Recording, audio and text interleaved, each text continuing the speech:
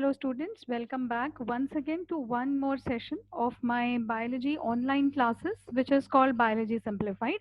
This is Dr. Shamla Shah and मेरे contact details आपको दिख रहे हैं on the slide. Okay. आपको पता है that we are currently doing the second chapter standard 11th के textbook का which is systematics of living organisms. Correct है? ये 8th part है इस particular chapter का. अब इसमें हम काफ़ी कुछ एक्चुअली ऑलरेडी देख चुके हैं. What are the things that we have seen the different mechanisms of systematics and classification. Okay, हमने 5 किंगडम सिस्टम भी कर लिया है और सारे पैटर्न्स जो हैं उसके जितने भी पॉइंट्स हैं ये सब हमने देख लिया है. करेक्ट है. Now let us go ahead. तो हमने we finished last time with all the characteristics till kingdom Animalia. जैसे मैंने आपको बताया था, kingdom Plantae and kingdom Animalia आपको आगे जाके सेपरेट चैप्टर्स के तौर पे आएंगे. So therefore in this chapter बहुत कम पॉइंट्स दिए गए हैं. So don't worry about it. Right, from this chapter point of view आप इतना स्टडी कीजिए. Then when we go for the individual chapters आपको वैसे भी वो पॉइंट्स क्लियर हो जाएंगे. करेक्ट है. तो अभी आगे बढ़ते हैं. विटेकर के 5 किंगडम सिस्टम क्लासिफिकेशन में कुछ कुछ ऑर्गेनिजम्स या कुछ कुछ जो एंटिटीज रादर मैं बोलूंगी उनको इंक्लूड नहीं किया गया है. ये 5 किंगडम सिस्टम में कहीं पे भी नहीं आते हैं. ये क्या है? वायरसेस हैं और विरोइड्स हैं. करेक्ट है. तो अभी देखिए यहाँ पे एक बहुत इंपॉर्टेंट वर्ड यूज किया गया है. We are calling it acellular. Viruses and viroids जो है इनका जो स्ट्रक्चर है ना, इसमें टिपिकल सेल स्ट्रक्चर नहीं आता है. Alright. So you don't have a cell wall और सेल मेम्ब्रेन या उसमें माइटोकॉन्ड्रिया न्यूक्लियस. करेक्ट है. ये इस तरीके के जो फीचर्स हैं जो टिपिकल सेल्स में होने चाहिए वो फीचर्स इसमें नहीं है. करेक्ट है. लेकिन ये कुछ चीजें लिविंग ऑर्गेनिजम्स जैसे दिखाते हैं. So like I told you beginning में ही, कुछ ऑर्गेनिजम्स ऐसे हैं जो ना तो लिविंग के भी सारे कैरेक्टर्स दिखाते हैं ना तो नॉन लिविंग के सारे कैरेक्टर्स दिखाते हैं. तो ये जो कुछ ए सेल्यूलर ऑर्गेनिजम्स है ना, इनको हमने 5 किंगडम सिस्टम में इंक्लूड नहीं किया हुआ है. Right. So let's look at a little bit that we have to know at least ki why they are not included. Correct hai? So let's do the next section which is known as the acellular organisms. Acellular मतलब जिनके अंदर cell का structure नहीं है. Correct. सो acellulars में से जो first category हम देख रहे हैं, these are viruses. Right. Viruses के बारे में अभी हम काफी कुछ जानते हैं. We know almost everybody knows the term virus. तो जो नेमिंग की गई थी वायरस की वो फर्स्ट टाइम किया था लुइस पास्चर ने. राइट. और उसका जो मतलब होता है वो होता है वेनम या पॉइजन. करेक्ट है. So the term virus comes from the Latin term that means venom. Okay. ये जो ऑर्गेनिजम्स है ना, इनको हम बोलते हैं ऑब्लिगेट पैरासाइट्स या ऑब्लिगेटरी पैरासाइट्स. करेक्ट है. What is the meaning of this term obligate parasite? Obligate मतलब या ऑब्लिगेटरी मतलब जबरदस्ती, है ना. सो ये कुछ ऐसे ऑर्गेनिजम्स हैं जो पैरासाइट्स हैं और वो हमेशा पैरासाइटिक ही रह सकते हैं. सिंपल चीज है. वायरस जो है ना, एक स्ट्रेंज काइंड ऑफ ऑर्गेनिज्म है जिसके अंदर खुद का कोई भी सेल्यूलर मेटाबॉलिज्म नहीं है. They don't have a cell, they don't even have metabolism. जो नॉर्मल रिएक्शंस हैं वो भी वायरस के अंदर नहीं होते हैं. तो वायरस क्या करता है, ये जिस होस्ट के अंदर जाता है ना वो उस होस्ट को अपना गुलाम या अपना सर्वेंट बना लेता है. तो जैसे फॉर एग्जांपल अगर एक ह्यूमन बीइंग का सेल वायरस के अटैक में आ जाए तो वायरस ह्यूमन सेल को टेक ओवर करता है. जैसे प्लेन हाईजैक होती है ना, वैसे वायरस जो है सेल को हाईजैक कर लेता है और सेल अपना काम करना छोड़कर वायरस के पार्टिकल्स बनाना शुरू कर देता है. करेक्ट है. So what is the meaning of this कि वायरस जो है वो एक नॉर्मल लाइफ नहीं जी सकता है. It has to have a host और वो जब भी होस्ट के अंदर जाएगा वो होस्ट के अंदर कोई ना कोई डिजीज या कोई ना कोई प्रॉब्लम कॉज जरूर करेगा. करेक्ट है.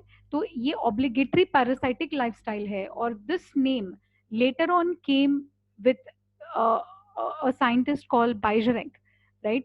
After the observation that ये जो organisms हैं, ये viruses हैं, ये अगार के जेल में मूव कर सकते हैं. अगार जेल मतलब it is like a jelly like substance जो लेबोरेटरी में यूज होता है. करेक्ट है. For growing organisms. तो उन्होंने क्या देखा कि ये virus can move okay inside the agar gel और उसको नाम दे दिया गया वायरस. प्लस ये सॉल्युबल होते हैं, इन्फेक्चुअस होते हैं। इन्फेक्चुअस आपको पता है क्या है, कि एक सेल से दूसरे सेल में बहुत फास्ट फैलता है, या एक ऑर्गेनिज्म से दूसरे ऑर्गेनिज्म में क्विकली फैलने वाला जो सब्सटेंस होता है उसको बोलते हैं इन्फेक्चुअस। सॉल्युबल मतलब पानी में इजीली घुल जाता है। सो जो लिक्विड से उन्होंने काम किया, ही सेड कि अरे वायरस जो है ना, वो पानी में फैल सकता है, दूसरे ऑर्गेनिजम्स को जल्दी इन्फेक्ट कर सकता है, पॉइजनस है। तो उन्होंने उस पूरे लिक्विड को एक अलग ही नाम दे दिया, and he called it the contagium vivum fluidum. Contagium मतलब जो जल्दी जल्दी फैलता है, इन्फेक्चुअस। वाइवम मतलब पॉइजनस। फ्लूइडम मतलब पानी या लिक्विड। सो ऐसा पानी जो पॉइजनस है और जो एक से दूसरे ऑर्गेनिज्म में बहुत जल्दी डिजीज फैला सकता है। करेक्ट है। सो दिस टर्म प्लीज आपको याद रखना है, like this is one of the very favouritely asked question, so you must know this. Right. बाद में वायरोलॉजी जो है वो जैसे जैसे प्रोग्रेस हुआ, we had this scientist called Stanley, जिन्होंने फर्स्ट टाइम ये चीज बताया कि अगर वायरस को अपने होस्ट सेल के बाहर निकाल दिया गया, for example suppose host of the virus is the human cell, तो मैंने ह्यूमन सेल से सपोज वायरस को बाहर निकाल दिया, और वो कहीं गिर गया है, से टेबल के सरफेस पे या डोर पे या हवा में घूम रहा है, तो जब वो बाहर है, ओके, उस टाइम पे वो मल्टीप्लिकेशन या कोई भी लाइफ प्रोसेस जो है नहीं दिखाता है। It just lies there, okay, वैसे ही पड़ा रहता है विदाउट कुछ भी किए। वो मरता नहीं है, लेकिन वो मल्टीप्लिकेशन भी नहीं दिखाता है, उसके अंदर कोई मेटाबॉलिज्म तो वैसे भी नहीं है, वो कोई भी प्रोसेस नहीं दिखाता है। तो हवा में, पानी में बहुत सारे टाइम तक वो वैसे का वैसा पड़ा रहता है, जब भी तक उसको नेक्स्ट होस्ट या नेक्स्ट लिविंग सेल नहीं मिलता है। करेक्ट है। तो ये फर्स्ट टाइम स्टैनली जो साइंटिस्ट थे, ये इन्होंने बताया कि ऐसा भी हो सकता है। राइट। एंड सेकेंड थिंग जो उन्होंने बहुत इंपॉर्टेंट कंट्रीब्यूशन किया, कि उन्होंने वायरसेस को क्रिस्टलाइन फॉर्म में, ओके, प्रेसिपिटेट करके लिक्विड में से निकाल के उसका जो व्यू है वो फर्स्ट टाइम उन्होंने दिखाया। तो ही शोड दैट वायरसेस का जो एक्सटर्नल सरफेस है या जो एक्सटर्नल स्ट्रक्चर है, वो किस चीज से बनता है, वो बनता है प्रोटीन से। एंड बिकॉज वो प्रोटीन से बनता है, उसको लिक्विड में से बाहर निकाल के क्रिस्टलाइन फॉर्म में, पाउडर फॉर्म में हम उस वायरस को बना सकते हैं। करेक्ट है। So this was a very strange and a very first time it was shown by the scientist Stanley. Correct है। तो ये जो कुछ कुछ नेम्स है ना, जो लुई पास्चर है एंड बाइजरिंक है, स्टैनली है, these you must know, because ये बहुत ह्यूज कॉन्ट्रीब्यूशन थे to the particular field. Correct. अब वायरसेस के कुछ इंपॉर्टेंट फीचर्स देख लेते हैं। Like I told you in the very beginning कि इनके अंदर सेल जो है वो सेल्यूलर स्ट्रक्चर ही नहीं है, तो ऑब्वियसली सेल की मशीनरी भी नहीं है। सो ना राइबोसोम्स हैं तो उनका प्रोटीन सिंथेसिस नहीं होता, माइटोकॉन्ड्रियंस नहीं है तो उनका खुद का एटीपी नहीं बनता। करेक्ट है। सो फिर उनमें अंदर होता क्या है, नेक्स्ट क्वेश्चन तो वो आता है कि कुछ भी नहीं है तो फिर क्या है। तो है ये कि एक बाहर से कोट जैसा छोटा सा एक कवरिंग रहती है, जिसको बोलते हैं capsid, and that capsid is made up of proteins. Correct है। तो विजुअलाइज कीजिए कि एक छोटा सा स्ट्रक्चर बना हुआ है, सतह टाइप में या सरफेस टाइप में, जो प्रोटीन की है। अंदर वो प्रोटीन के अंदर एक खाली जगह है, और वो खाली जगह के अंदर क्या है, न्यूक्लिक एसिड्स हैं। करेक्ट है। न्यूक्लिक एसिड आप ऑलरेडी जानते हैं दो टाइप के होते हैं, you either have DNA and you have RNA. Right. So viruses का अगर आप स्ट्रक्चर देखेंगे, तो एक छोटे से प्रोटीन का डब्बा है और वो डब्बे के अंदर न्यूक्लिक एसिड भरा हुआ है, that's it. Okay, it's a very very simple type of structure. Correct है। अभी आपको याद क्या रखना है, राइट, कि ये जो न्यूक्लिक एसिड है ना, वायरसेस में दोनों न्यूक्लिक एसिड एक साथ में कभी भी नहीं होंगे, ये आपको याद रखना है। या तो डीएनए होगा या तो आरएनए होगा, लेकिन दोनों एक साथ में नहीं होंगे। करेक्ट है। तो इसको कहीं नोट करके रख लीजिए। Because they don't have a cell, we consider them to be acellular, ये हम ऑलरेडी देख चुके हैं। वायरसेस होस्ट के सेल के बाहर इनएक्टिव या इनर्ट है, ये भी हम देख चुके हैं। करेक्ट है, ये स्टैनली ने बताया था।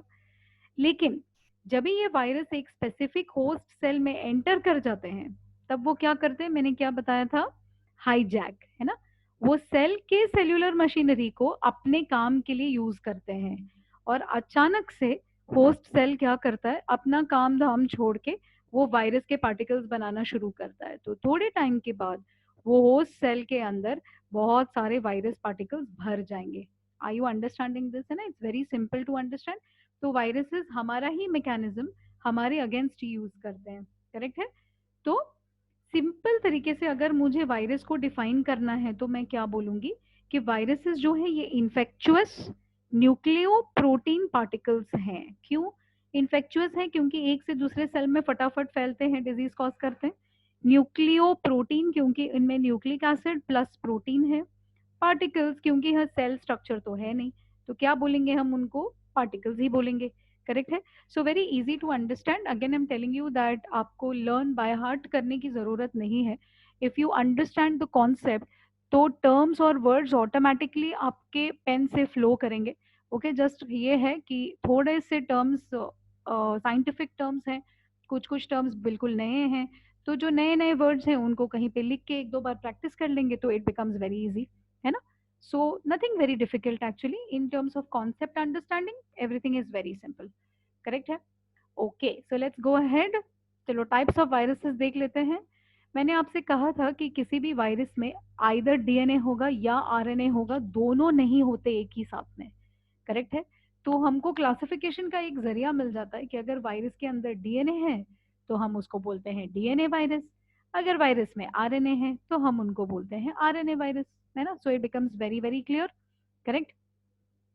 अभी यहाँ पे आपको कुछ वायरसेस के डायग्राम्स दिखाए हैं, इस पे हम आते हैं। Let me just finish off with the main description, correct. So जो प्रोटीन कोट है, मैंने बताया था छोटा सा प्रोटीन का डब्बा है ना, तो उसको हम बोलते हैं कैप्सिड। अभी डब्बा जो है या कैप्सिड जो है वो और छोटे छोटे छोटे यूनिट से बने हैं जिसको हम बोलते हैं capsomeres. So now let us see this diagram. ये जो डायग्राम है ना, this is the diagram of a virus which is called the tobacco mosaic virus. Tobacco या तंबाकू के झाड़ पर डिजीजेस कॉज करने वाला वायरस है। It causes what is known as the mosaic disease. जैसे बीच बीच में ओके पर्टिकुलर पत्ते के ऊपर येलो स्पॉट्स हो जाएंगे और फिर वहां का जो ग्रीननेस है वो गायब हो जाएगा, तो बीच बीच में आपको सिर्फ वेन्स दिखेंगे और जो पत्ते का हिस्सा है वो गायब हो जाता है, ओके, क्योंकि वहां वायरस ग्रो हो रहा है, राइट। तो अगर आप देखेंगे ना, can you see this this छोटे छोटे छोटे जो ग्रीन कलर कैसे दिख रहे हैं, है ना, ये छोटे छोटे जो पीसेस हैं, these are what, these are the capsomeres. Can you see here they have given you the term. तो ये छोटे छोटे कैप्सोमेर्स ये सेंट्रल आरएनए मॉलिक्यूल को जाके चिपक जाते हैं और चिपकते चिपकते गोल गोल गोल गोल गोल गोल गोल ऐसा एक स्ट्रक्चर बन जाता है। तो ये जो पूरा बाहर का ग्रीन स्ट्रक्चर है ये हो गया कैप्सिड, करेक्ट। और जो ये इंडिविजुअल छोटे छोटे यूनिट्स हैं जिससे कैप्सिड बनता है ये हो गया कैप्सोमेर्स, करेक्ट है। सेंटर में हॉलोनेस है, गैप है और वहां पे आरएनए भरा हुआ है। तो ये किस तरीके का वायरस हो गया students? This becomes a RNA virus, है ना, this becomes a RNA virus, correct. So capsomere का जो अरेंजमेंट होता है वो या तो हेलिकल होता है, हेलिकल मतलब ऐसे राउंड एंड राउंड एक पर्टिकुलर यू नो जैसे स्टेयरकेस होता है वैसे। तो यहाँ पे आपको हेलिकल अरेंजमेंट दिख रही है, करेक्ट है।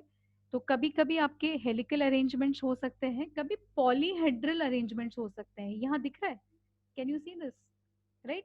This whole structure this is another virus, है ना। थोड़ा सा स्ट्रेंज नहीं दिखता है ये? It looks like an alien ना, लेकिन हम इसको टैडपोल फॉर्म बोलते हैं। ये ऐसा वायरस है जो बैक्टीरिया पे अटैक करता है।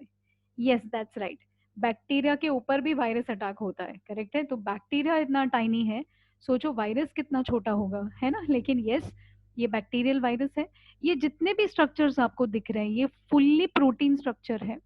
और ये जो हेड है इसके अंदर you have the DNA, correct, nucleic acid. So ये सेकेंड टाइप का वायरस हो गया, right, which is a bacterial virus. इसको बोलते हैं बैक्टीरियोफाज। क्या बोलते हैं? बैक्टीरियोफाज, बैक्टीरियल वायरस, करेक्ट है। तो यू कैन सी यहाँ पे ये कैप्सिड हो गया बाहर का जो जितना भी दिख रहा है आपको। Can you see how the capsomeres are arranged? Triangle triangle triangle जैसे कैसे स्ट्रक्चर है? It is like a polyhedral structure, no. So therefore you have two types of arrangements of capsomeres.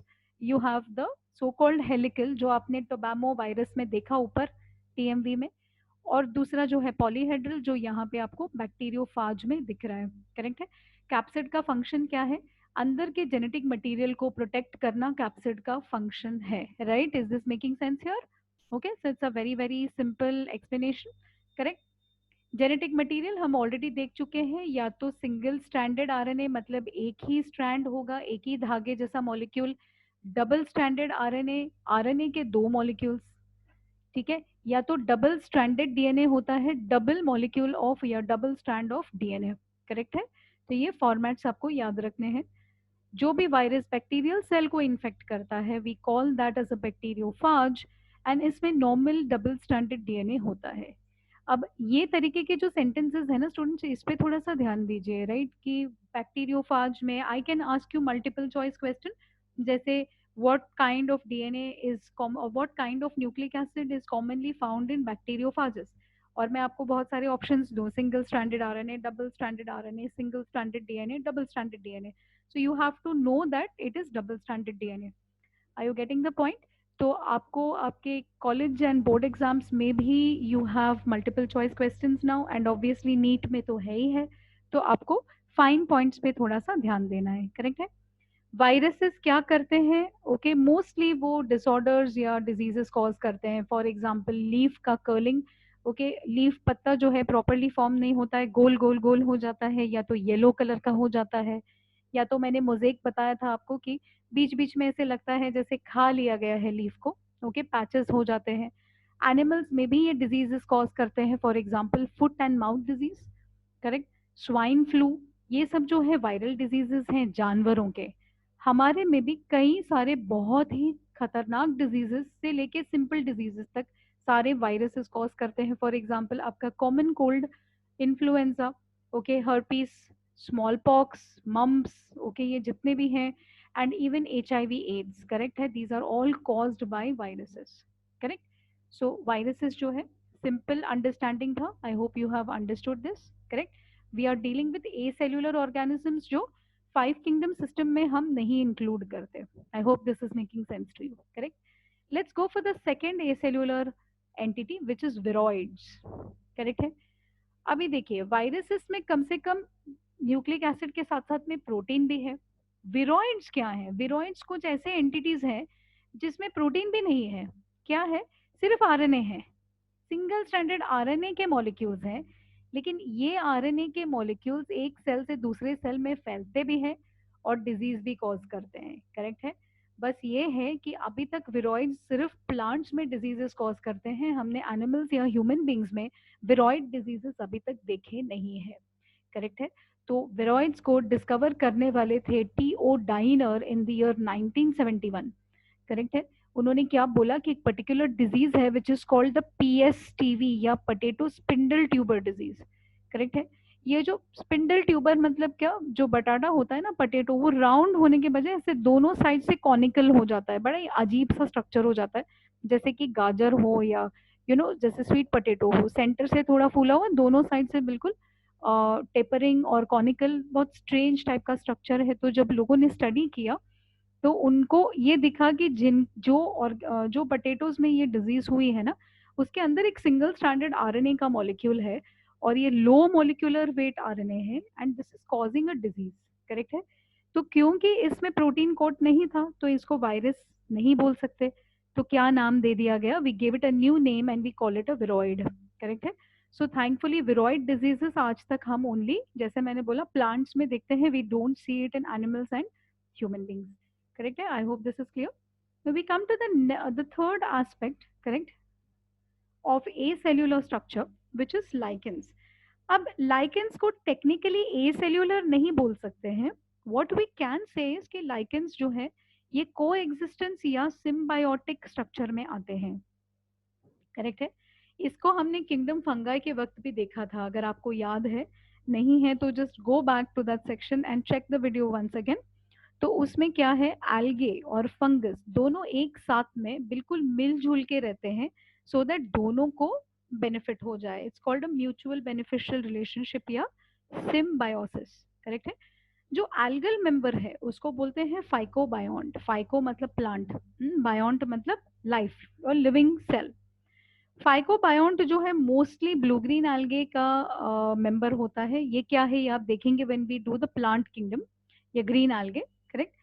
Fungal member को we call it the mycobiont. तो जैसे मैंने पहले भी आपको बताया था, when you use the word myco, that is generally related to fungus, correct है। तो एल्गे एंड फंगस दोनों कुछ इस तरीके से मिलजुल के रहते हैं that they give you a symbiotic relationship. वो जो बॉडी होती है ना, वो कुछ ऐसे दिखती है, ये ऐसे जो डायग्राम है, करेक्ट है। तो एज आई सेड, इसको कभी हम दगड़ फूल भी बोलते हैं। In Maharashtra it is called dagad phool, and this you see it very commonly जहाँ नॉन पोल्यूटेड एरियाज है ना। तो आप अगर झाड़ के तने पे या तो रॉक्स के सरफेस पे, you will see this growing like very thick and soft, very flaky type of growth. तो ये जो बॉडी है, this is a lichens, correct है। अभी दोनों बेनिफिट कैसे करते हैं, जैसे एल्गल है पार्टनर है ना, वो फोटोसिंथेटिक है, ये तो हम जानते हैं। तो वो इट यूजेस दी पिगमेंट्स और वो फूड बनाता है, और रेडीमेड फूड फंगस को प्रोवाइड हो जाती है, करेक्ट है। फंगस क्या करता है, एल्गे को शेल्टर भी करता है और मिनरल्स और वाटर अब्जॉर्ब फटाफट करता है। ये हमने लास्ट टाइम देखा था, फंगस की यूनिक कैपेसिटी है। एक तो एक्स्ट्रा सेलुलर डाइजेशन, अगर आपको याद है, एंड सेकंड पानी अब्जॉर्प्शन का जो कैपेसिटी है वो फंगल हाइफे में जबरदस्त होता है। सो एल्गे का एक काम कम हो जाता है, करेक्ट है।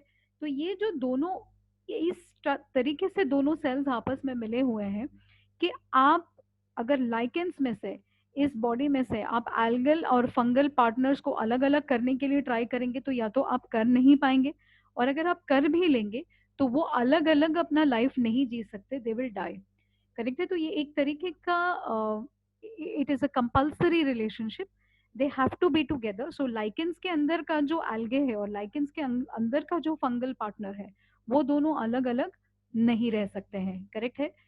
एक चीज याद रखने के लिए है कि लाइकेंस पॉल्यूशन को बहुत सेंसिटिव होते हैं, इसीलिए जैसे मैंने आपको कहा था, ये एक्सट्रीम एनवायरनमेंट्स में, बिल्कुल ठंडी में या जहाँ पे बहुत ज़्यादा पॉल्यूशन ना हो, आप अभी भी अगर if you go to any of the hill stations, जैसे कि माथेरान महाबलेश्वर हो गए महाराष्ट्र में, और if you go to places like Shimla और मनाली एंड स्टफ, वहाँ पे आपको बहुत अच्छा थिक ग्रोथ ऑफ लाइकेंस मिलता है, ओके।